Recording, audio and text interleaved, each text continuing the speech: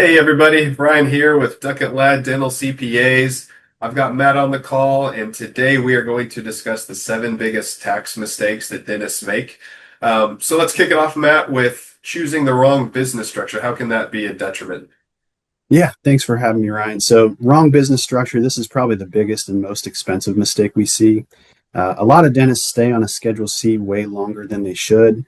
A lot of times, just because it feels simple, or maybe they haven't, received sound advice.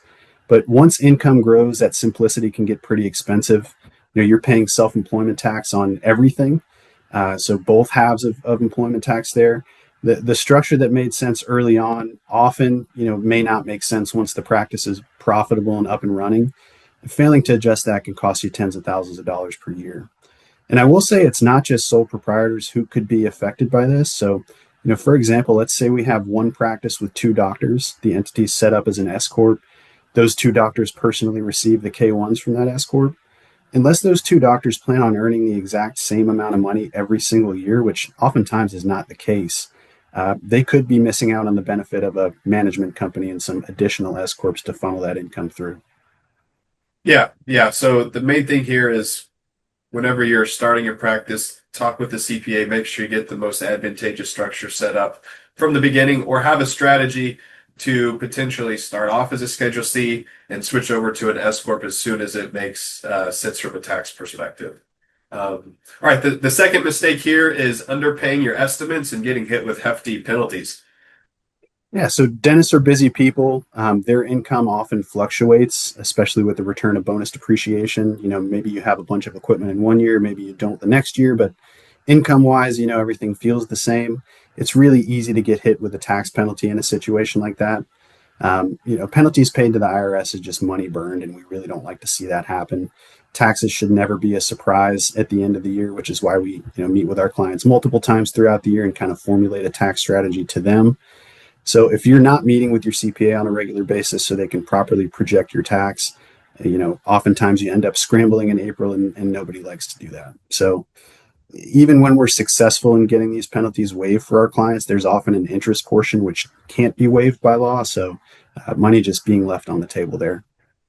Yeah, and the main thing here on those payments is just make sure you hit your safe harbor requirement. Talk with your CPA about that, what that requirement would be for the coming year.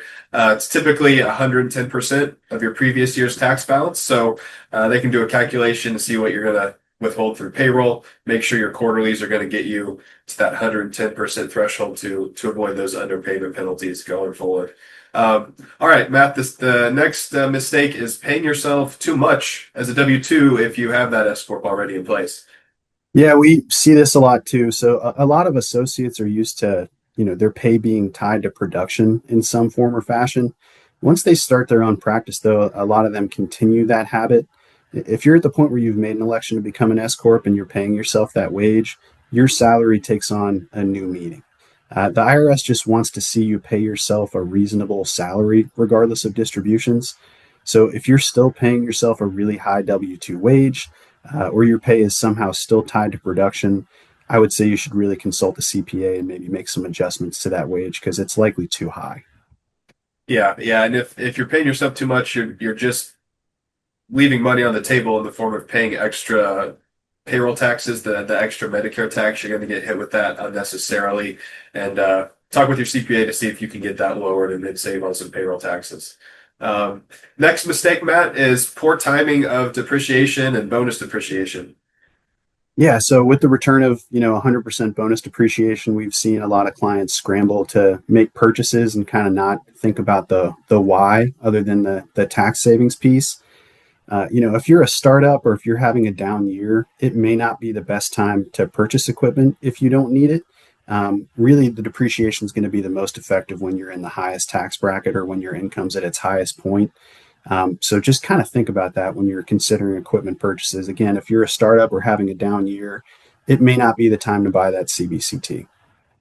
Yeah, and one other thing is you don't have to take bonus. You can opt out. So if you're in a low year but you just need to buy the equipment, you can talk with your CPA about opting out of bonus and take that deduction over a 5-year period. Maybe the next 5 years you're going to be in a much higher tax bracket, and the tax savings would be much better if you could take those deductions and spread it out in those higher earned earnings years. All right, next mistake would be just leaving some deductions on the table under deducting your owner benefits. Yeah, so there's a lot of owner benefits that I see, clients pay for personally, and we kind of have to make adjustments there. But one of those is health insurance. So if you do have the S corporation structure, the health insurance premiums that are being paid on your behalf are deductible by the S corp. So that's a deduction we see get missed all the time. Another one's travel. So as a business owner, you likely travel to seminars. Maybe you're, going to buy the lab, or you're going to buy some equipment, or whatever the case may be. Your travel as it pertains to business purposes is deductible, and that's one that we see get missed pretty often. And then the last one's continuing education. So let's say you're going to Vegas for a convention, or you're going to do a seminar somewhere. Since that is bettering the way that you do your job in the course of your trade or business, that is also deductible to the business. Yep, that's right. The next mistake is poor exit planning. Yeah, so structuring that sale properly is something that people kind of think about a little too late from what we've seen. Most owners focus on growing the practice, and then one day they just decide, okay, I'm ready to sell. But the problem is that their tax bill is often locked in by the time that decision gets made. So how the sale gets structured, goodwill versus equipment, it can really dramatically change what you take home after taxes. Could be six-figure differences. Getting the allocation on the sale to be more geared towards goodwill is a good strategy, because the gain on that goodwill is subject to a preferential capital gains tax instead of ordinary rates. The other issue is timing. So if you haven't been planning for years in advance, you could miss opportunities like smoothing your income, maximizing your retirement contributions before the sale, or just really preparing the books so that the practice looks clean and defensible. Planning for an exit isn't just about finding a buyer. It's making sure that you keep as much of the sale proceeds as possible. Yeah, that's right. And we would recommend, starting to work with a dental CPA in the years running up to your exit, so you can start planning for that in a proper fashion. All right, Matt. And the last mistake we see is just an overall general lack of tax planning, maybe being reactive instead of proactive.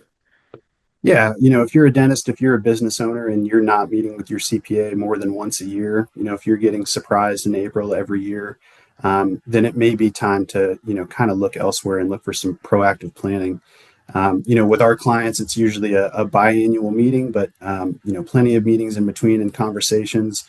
It's all about knowing what the client has going on. And it's really not possible to know that if we're only meeting with you once a year. It's always going to be a surprise in that case. So proactive planning, something we definitely recommend. Yeah, you need to be meeting with your CPA during the tax year so you can make adjustments during the year. You can start strategizing during the year. Doesn't make any sense to meet with them after the year's over to discuss your taxes from the previous year. That's reactive. We need to be proactive and meet, several times throughout the current tax year so you can plan properly. All right, Matt, thanks for jumping on. Those were the seven biggest tax mistakes we see dentists make, and hopefully you can avoid those going forward. Thanks, Matt. Thanks for having me on.